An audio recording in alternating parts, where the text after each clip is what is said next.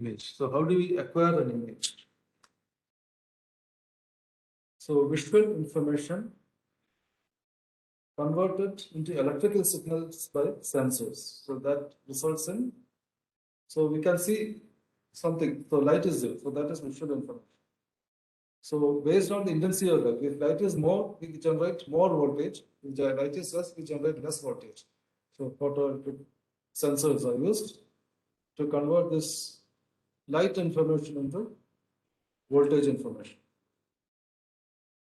Then, so we have to have an image. So that is, so what we see, the view, that is sampled spatially. So we divide into certain number of boxes. And in each box, what is the intensity we determine. So it is sampled spatially. So you divide in each space what are into boxes and then quantize the amplitude. What is the amplitude of or the intensity of light in each box? That also has to be determined. So this is the result is a digital image. So the visual information is converted into digital image using these steps. So what is a digital image?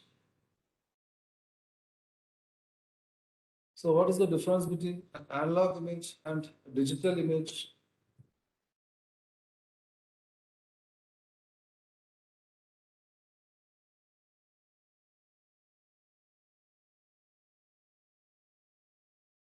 Okay, I can't see your face whether you are familiar or not. Some of you. So what are the different types of signals?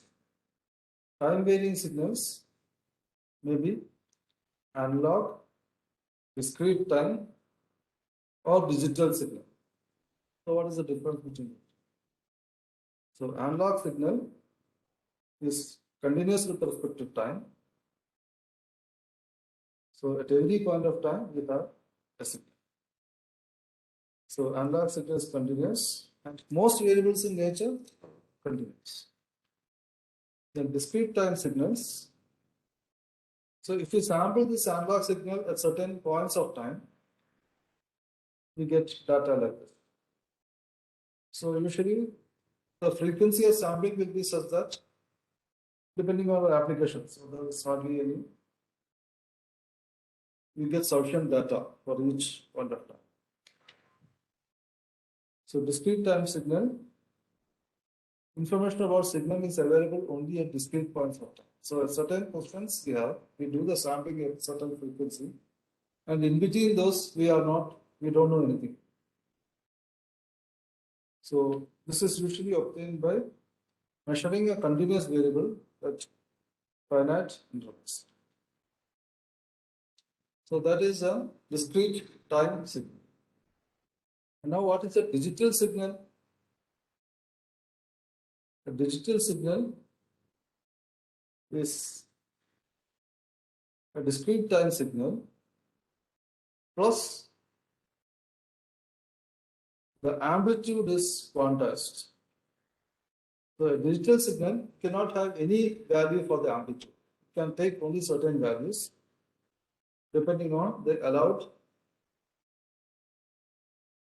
depth. So here we have shown 4 levels for the signal.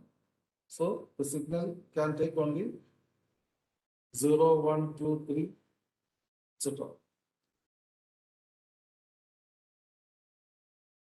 So these are the quantization levels. So digital signal exists at discrete values in time.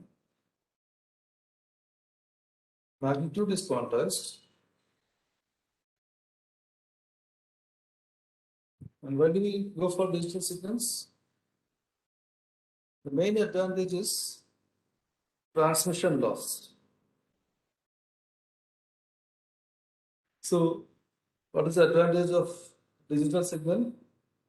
So if somebody has an MP3 song, so we can easily transfer it to somebody else and he can send it to give it to somebody else, etc. So after such 12 transmissions, what will be the quality of the song? Will it be the same? Yes, in digital signal, it will be the same. So when I was a student, we didn't have mobile phones and all. So we had Walkman. So we had audio cassettes. So there, if you copy from one to another, there will be some disturbance entering. So from that to another, again some disturbance will come. So that at each stage, there will be some noise. So analog signal transmission is from here. So from the first transmitter, when it reaches the intermediate station, there will be some noise added, and there will be some loss. Signal is also lost due to the resistance along the circuit.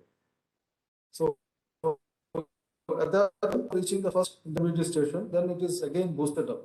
So telephones and all, how we used to have international calls and all the earlier days, it was all through cables and there was no digital, it was all analog. So there was loss happening and that loss had to be boosted through intermediate stations, so repeater stations.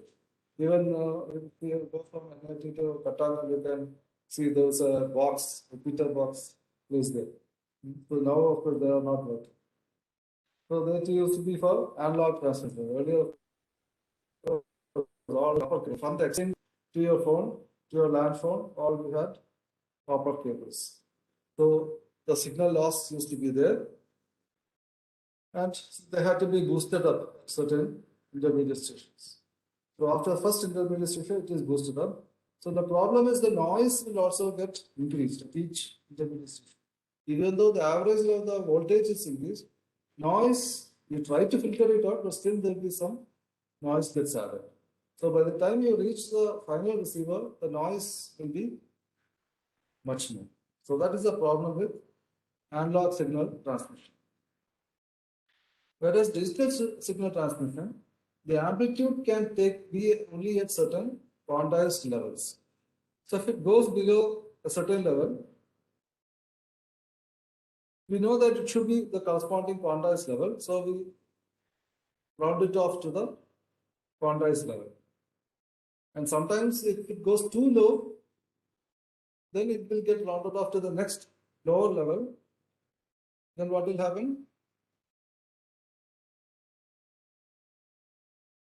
So there will be a parity error. So to check that, we have some checksums. So whether there is any data loss. So if there is only one bit goes down, we can identify. But if two bits get changed, we may not be able to identify. So when the parity check is used. So sometimes when you download a file and all, when you do a CRC check, you find there is an error. So that is all because so during the transmission, some bits get changed. Because when we are doing with millions of bits, so any disturbance may lead to some error when coming to the internet.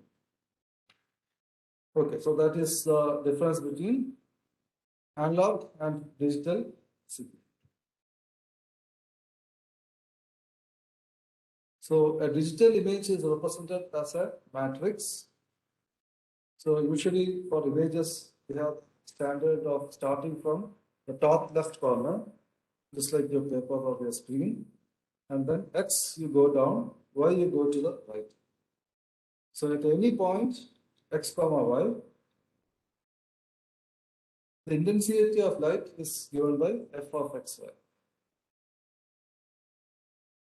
So F is proportional to the brightness of the image. So image sampling.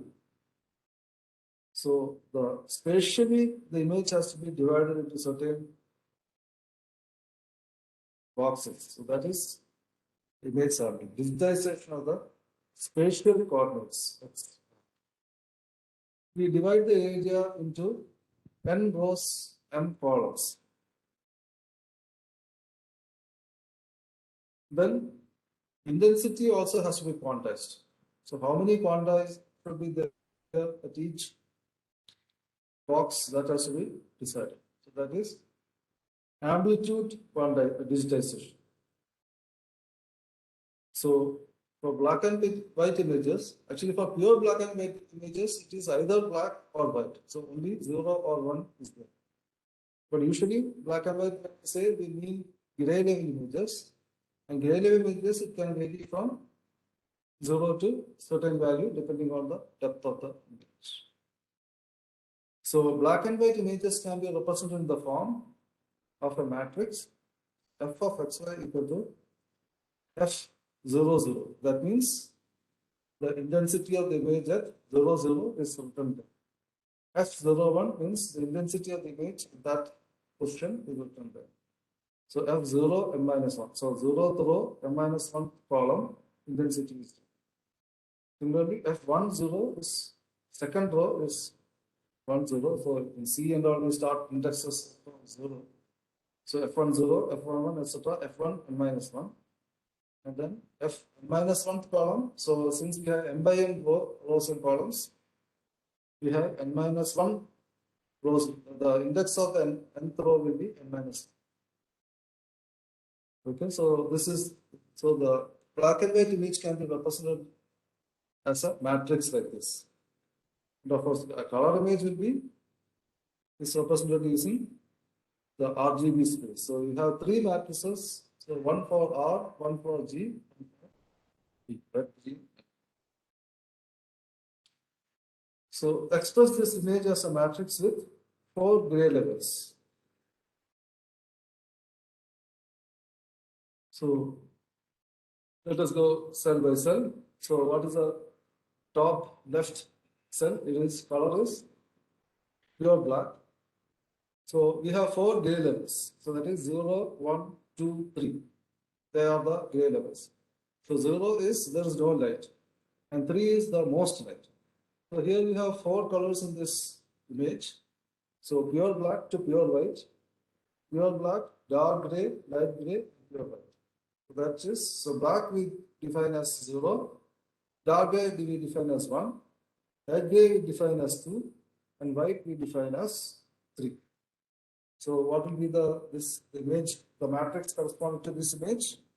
So first cell will be blacks is 0. Then next will be 1, 2, 3. So 0, 1, 2, 3.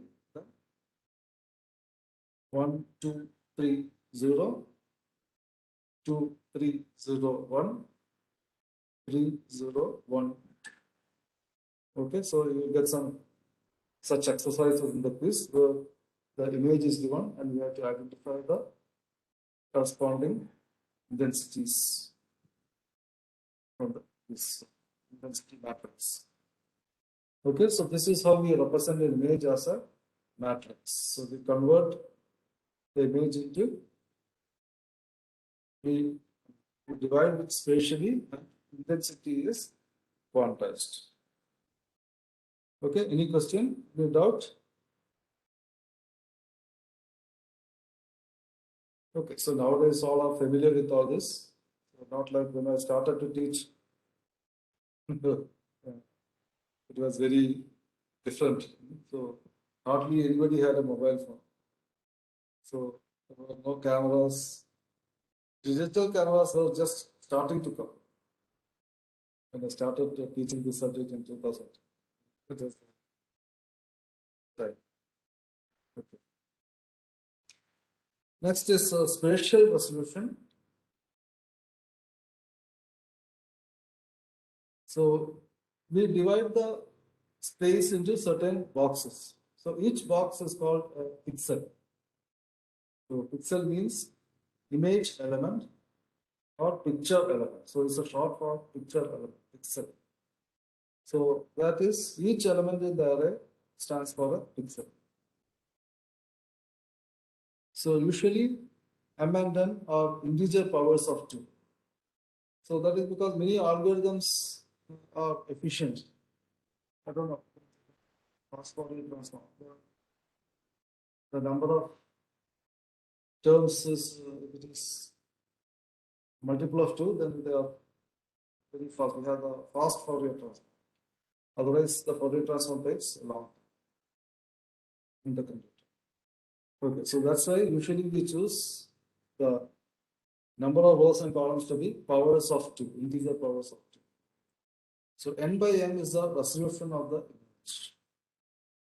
So 800 by 600, we generally describe your screen of a mobile or a computer.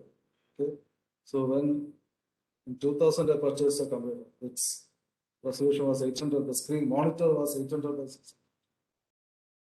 So before that, it was 680 by 480 was the resolution, standard resolution monitors. So then color started to come, and then color had a resolution of 800 by 600. And that's slowly to increase. Now we have such powerful high density, so 1080p, etc. So, okay, so there are different ratios followed. So earlier we had 4:3. Okay. So most of this, so for example, this is presentation, the central part is 4:3. But sideways there is, the length is more, because for our eyesight, it is convenient to have a longer or a wider image. So now for films and all, we prefer the longer, so cinema scope and all came with, etc. Okay. Okay, so the total number of pixels, that is the quality of the camera. So high, if the camera which has a large number of pixels is able to resolve the image into much better. Okay, so that is the camera resolution. So a camera takes images with the resolution 2277, determine the total number of pixels in the camera. So if you have a photograph from a camera, you can identify the resolution of the camera. You don't have to see the camera specifications anywhere. How? That is what is this problem. So if you know the resolution, the image resolution, the only thing is sometimes you can take photographs with lower resolution. This camera specification will be for the highest resolution photograph. So 2270 to 1704, that is, if you multiply those two, you get the total number of pixels. And then you divide by 10 raised to 6, it will give a megapixel. So this is a 4 megapixel image. Okay.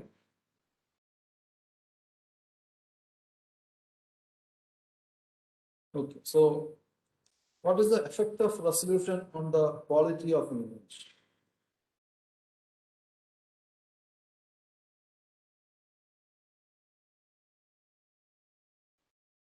This shown here. So this slide is from the book by Gonzalez. So the first is a 1024 by 1024 8-bit image. So this is a square image, 8 bits. Each cell, each pixel, the intensity can vary from 0 to 2 raised to 8 minus 1. Okay, 256. So resolution. So this is divided. Each the x and y axes are divided into 1024 into 1024 pixels. So second image B is 512 into 512. C2F 256 into 256. See, the 128 by 128, 54 by 64, and 32 by 32. So the sixth image, the rightmost down, you can see the square blocks, right, big blocks. So because each row, x and y axis, is divided into 32 cells, 32 difference. So so the conclusion is, as the resolution is reduced, the quality is also reduced. So in order to detect, to be able to identify small objects, the resolution should be as high as possible. So for example, we are taking a camera placed on the roadside. It needs to capture the license plates of automobiles and identify the numbers. So the resolution, if it is higher, it is always better. We can find out, can we be able to read the numbers. If the resolution is low, then if the license plate is far away, we will not be able to read the numbers. So all that depends on the camera resolution. So you have to select a camera suitably. Okay, so that is why I'm emphasizing this. Trying to implement machine vision in a factory, we'll have to think of all these systems. What camera to purchase? So then, first thing is okay, the camera resolution. How much resolution is? Effect of color depth. So what happens when the quantization levels decrease? So the first image on the left top is a 256 level. So each pixel can have a color from 0 to 255. Then second one is 128-bit image. Third one is 64-bit image. Fourth one is 32-bit image. That means 32 colors of gray, levels of gray. And then going further, this is the first one on the left, top left is 16-bit image. Then 8-bit image, top right. Then bottom left is 4-bit image. So 4-bit image, white, black, light gray, dark green. 4 colors are there. Bottom right is 2-bit image. Only dark or light is there. Black or white is there. Okay, so this is a pure black and white image. Others are gray level images. Though in common speech we say black and white image, we actually mean gray level images. Strictly speaking, a black and white image should be a pure black and white image. So only black or only white should be.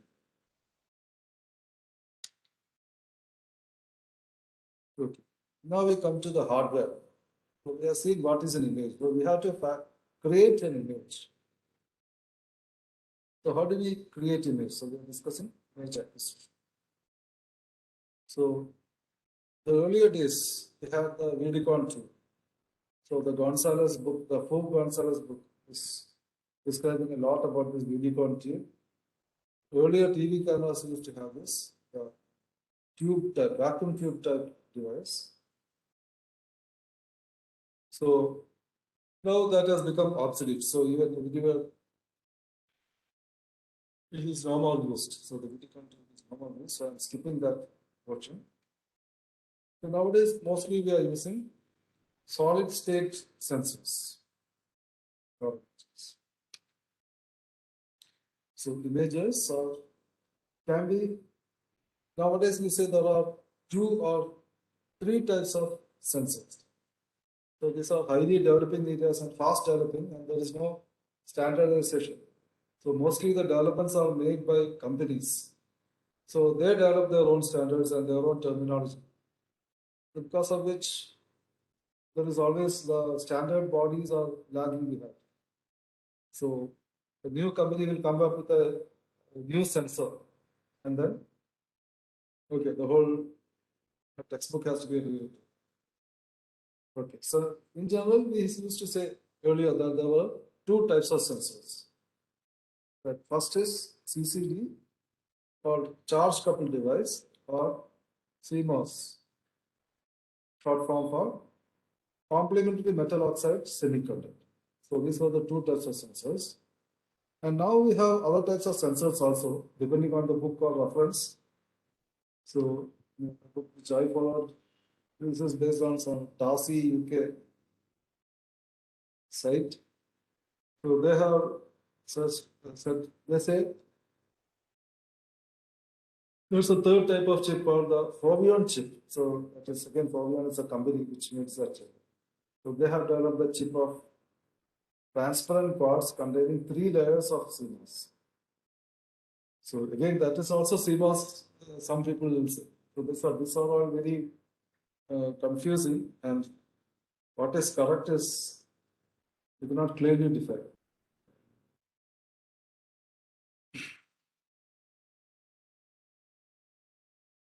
Okay, so these are the sensors used to capture. So what is the difference between them? Which is better? So for that, we need to understand a bit more about these sensors. So CCD and CMOS are the old technologies, and whereas the Foveon and all is new and still coming up technology. So CCD is the short for charge coupled device. So that is the description of the technology used to move and store the electron charge. So fundamentally, we have a photoelectric sensor, so on which light falls. So this generates an electron charge. So now that charge is moved somewhere else and counted to get the intensity.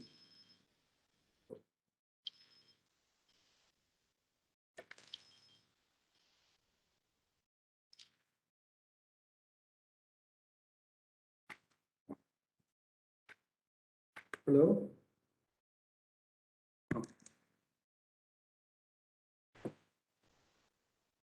Um,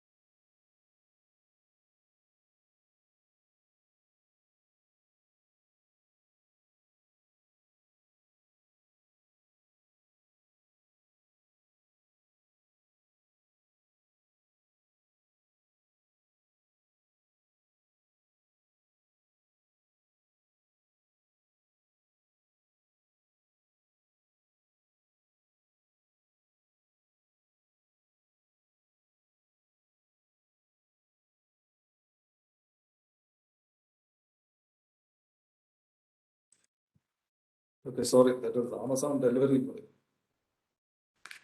So, hmm. So CCD and CMOS we are discussing. So CCD is the technology used to move and store the electron charge, whereas CMOS is a technology used to make a transistor of a silicon wafer. So actually, they are not really comparable. That is the point. Okay, anyway, CCD and CMOS. So both use pixelated metal oxide semiconductors or photodiodes made from silicon. Basically, they have the same sensitivity to the visible and they are infrared spectrum. So it is sensitive to infrared light. Both are approximately similar. So whether CCD or CMOS, both are same. Both convert the light that falls onto them into electrons by the same process, this photoelectricity.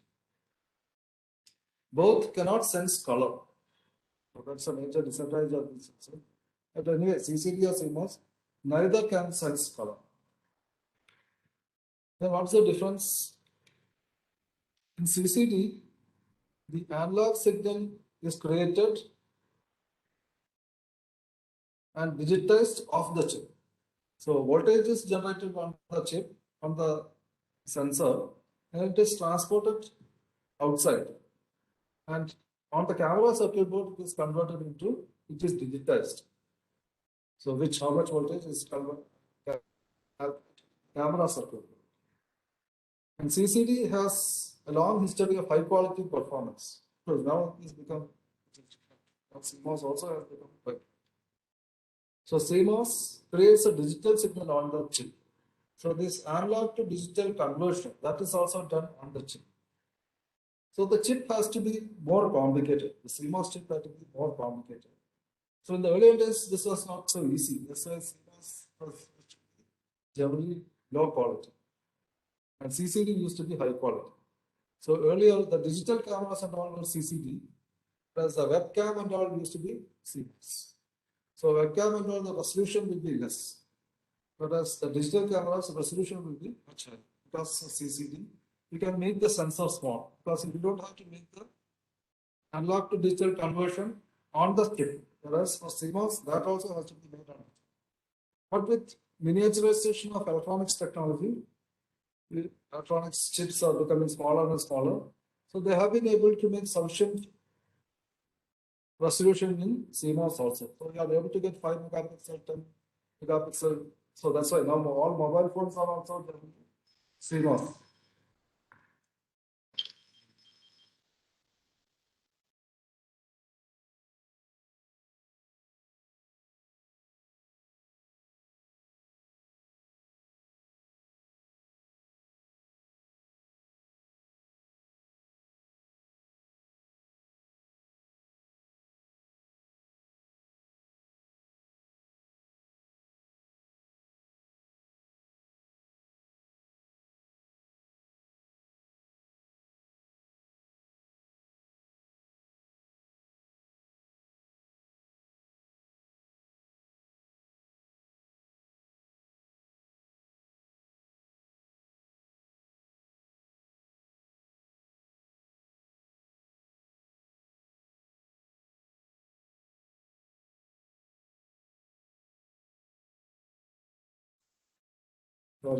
So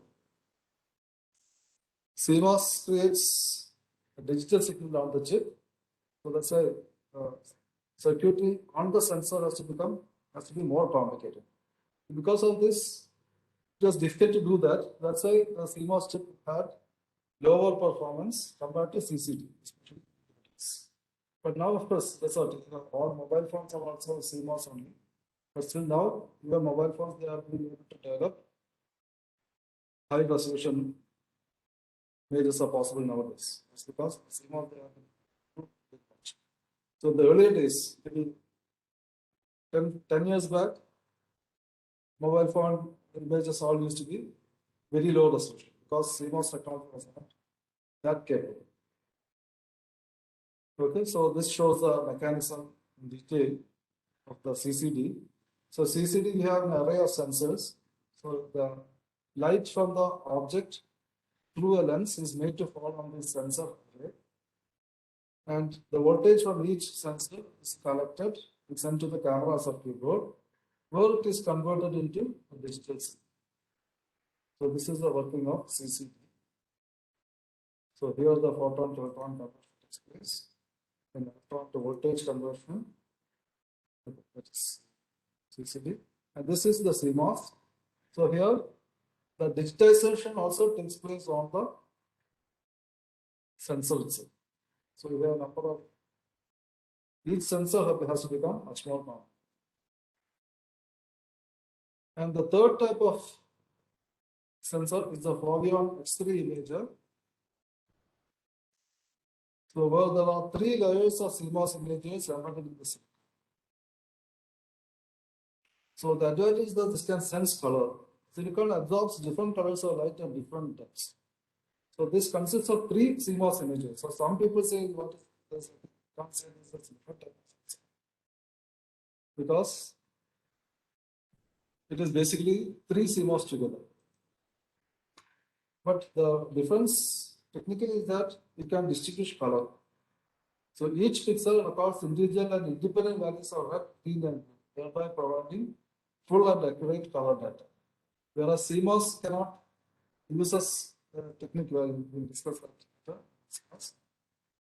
So in Foveon chip, we have 3 CMOS layers, and it is the 3 different colors are sensed separately. Okay, so with that we conclude for the day. So if you have any question, you can ask. Those who want to leave, sensor arrangements, you see quantized spatially as well as amplitude wise. So how to express an image as a matrix. So similar quizzes questions we will have in the reservoir quiz. So you will be given an image and you have to write down the matrix corresponding to that image.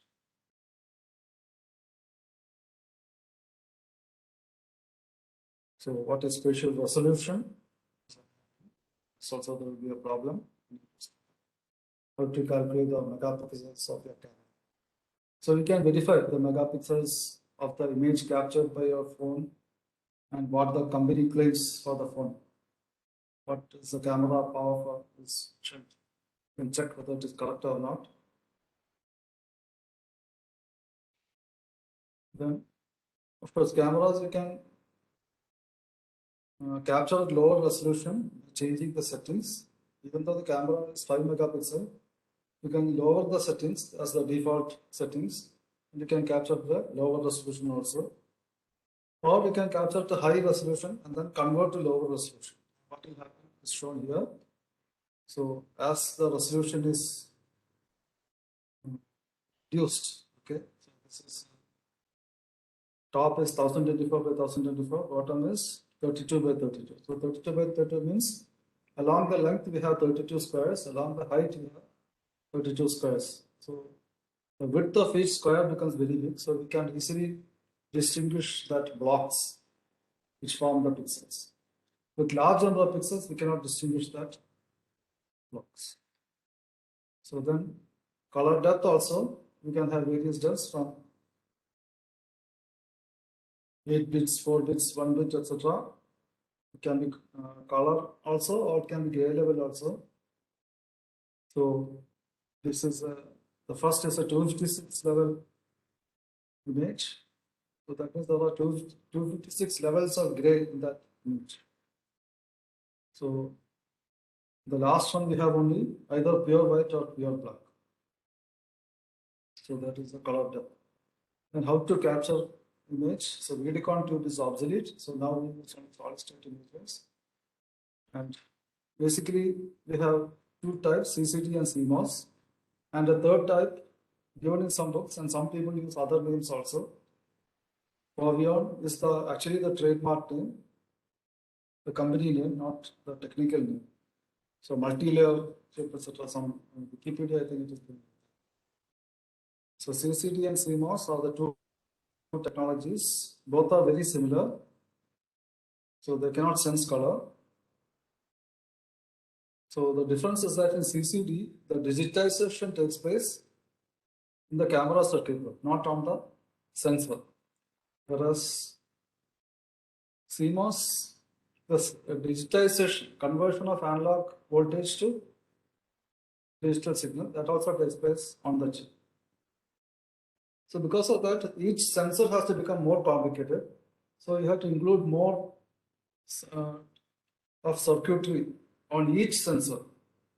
Whereas in CCD, you are transporting the data to camera circuit board, and there you are doing the conversion to digital. So the circuitry on the sensor can be reduced. So CMOS, that's why earlier we could not make it very small, but with technology improvements for practical purposes, most applications are using them. Most cameras are using CMOS chips. Except for high quality regional, where again the size problem causes us to continue with CCD cameras, CCD sensors. So CCD working mechanism we have discussed. Then CMOS working. Then Foveon has 3 layers of CMOS. So for each color you use 1 layer of CMOS. So advantage is that at each pixel you get all 3 colors. Whereas CCD or CMOS, we do not get colors from every pixel. We'll discuss that next. Discuss cameras, the sensor, type of sensors. So Foveon has 3 layers. Since the different depths silicon detects different colors. So next we come to sensor arrangements. So simplest is a single sensor, just a single sensor is there to capture. Then we have a line sensor. So a series of single sensors along a line. It is a line sensor. Then area sensor. So sensors are arranged in an area. So a single sensor is what is inside. So there is a filter placed on top. So the energy which falls on the sensor is sensed and the voltage is generated. So like that we have a series of, so if a single sensor has only one such sensor, a line sensor has a line of such sensors, and area sensor has an array of sensors. So next we come to the capture technologies.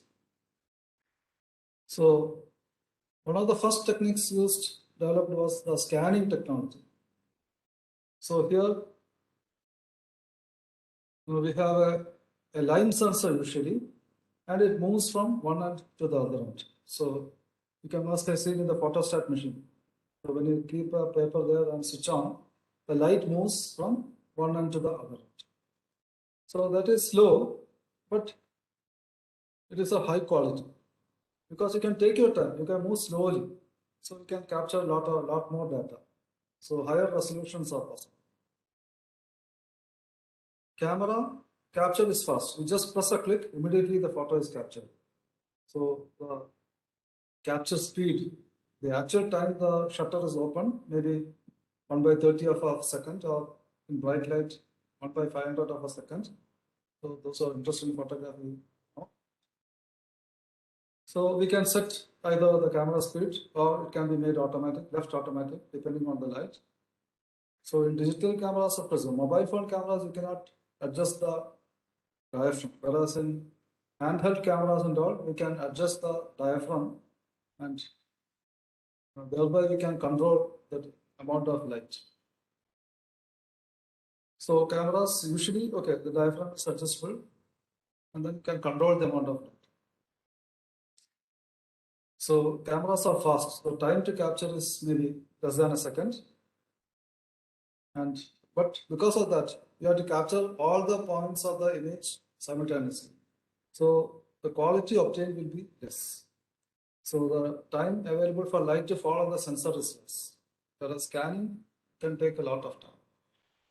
But the problem is in scanning is if the object moves, then the image will get blurred. So if you move the paper while it is scanning, you move the object, the image will be blurred.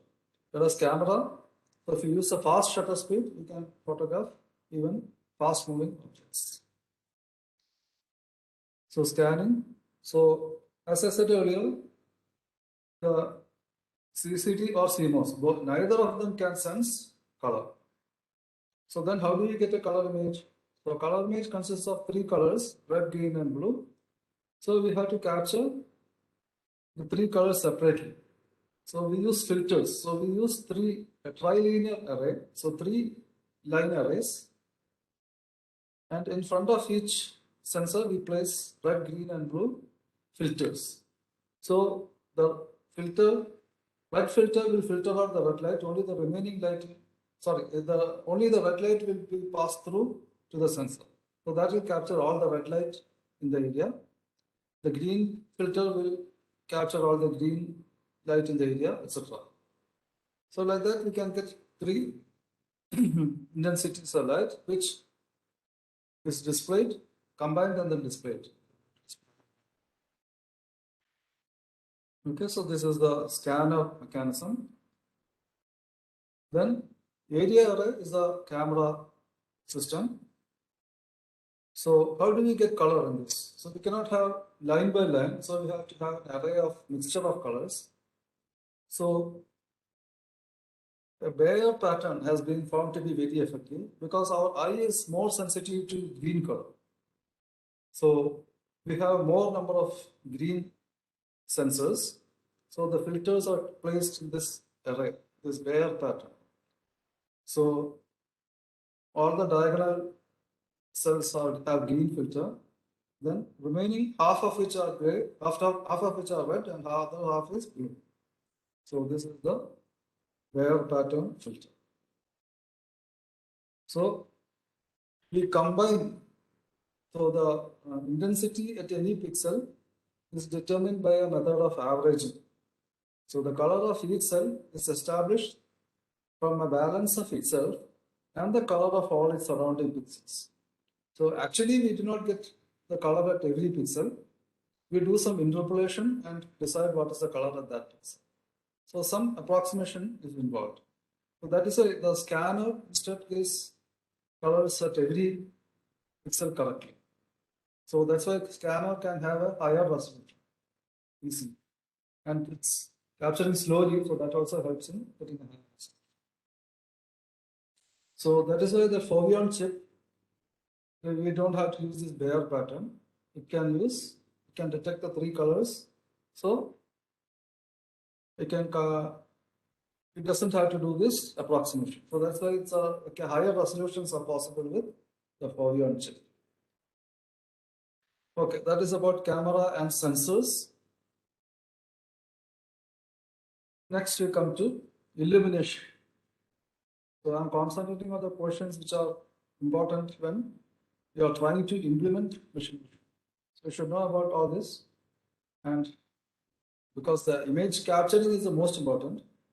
So once you capture the image, then you can take it to experts for further analysis. You can do a lot of analysis. On the net also, a lot of open source software and all. OpenCV is there. So many methods are there to do the analysis. So, but the image capturing, you cannot ask somebody to do. So if you have to do something, so I don't know, when you do projects in machine vision and all. So robotics people also do that. So it can be in metrology also. 2 years back, one group was me. Last year, there's no group who has come to me for a project. This year, fifth semester, one batch has come. Topic will use. Okay. Anyway, this is one area where there's a lot of applications in mechanical area. There are a lot more applications possible. So to capture the image, illumination is very important. You have to light up your workpiece properly, the object properly. So basically we have 4 types of lighting: diffuse lighting, backlighting, structured lighting, and directional. So diffuse lighting is soft lighting. So no light, so light is kept away from the part. Okay, there is a wall between the source and the part. So light from the source is reflected multiple times over different surfaces before falling on the part. So the light will be very soft. There won't be any shadows will not be there. Shadows will be very soft. So that's the characteristic of diffuse lighting. So when we take portraits and all, we prefer this sort of lighting, so that a harsh light will not be there. It looks soft, and face also, any blemishes and all can be hidden easily. So for smooth regular objects, this is quite good. So you get information on the surface also. That's one advantage compared to the next one. Okay. So the second method is backlighting. So in backlighting, we have collimated source, a parallel beam of light falling on the part, and the part creates a shadow, and this shadow is captured by the camera. So the result is a binary image, a perfect black and white image, not a gray level image. So this is used in metrology. This is used commonly. For example, in the profile projector, you must have seen. So the image is a black and white image with the backlighting. Of course, the front lighting option is also there, but it is not so bright. So usually we prefer backlighting because we can get the borders very clearly. So for recognition, recognition usually is based on the outline of the object. So for that also this backlighting is good. And for measurement also to get the distances, diameter, etc. Backlighting is much better.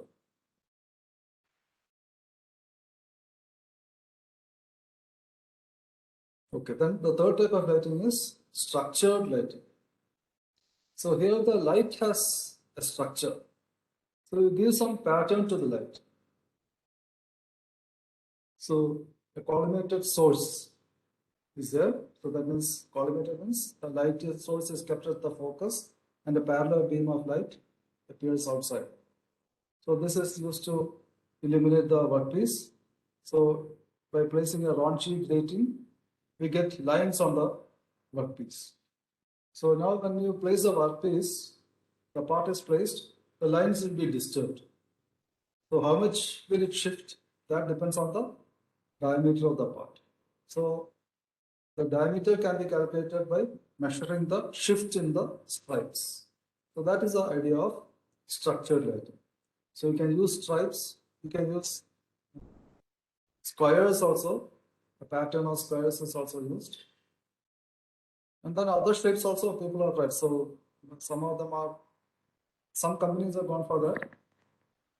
So the inner details, of course, they don't tell what exactly or why they are gone. So everybody claims their method is best.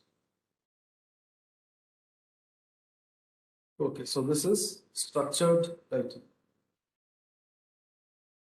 Directional lighting for inspection of object surfaces. This is very convenient.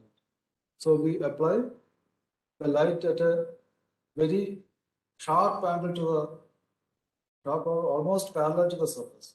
Then the deviations of the surface are magnified. So this is getting the magnified view of the surface. So in surface finish measurement, we discuss the light section microscope. So this is very similar to that. Okay, we apply the beam very almost parallel to the surface, and the surface is magnified. So for inspection to detect defects and all, this is very good. Okay, so that is these are the various methods of illumination.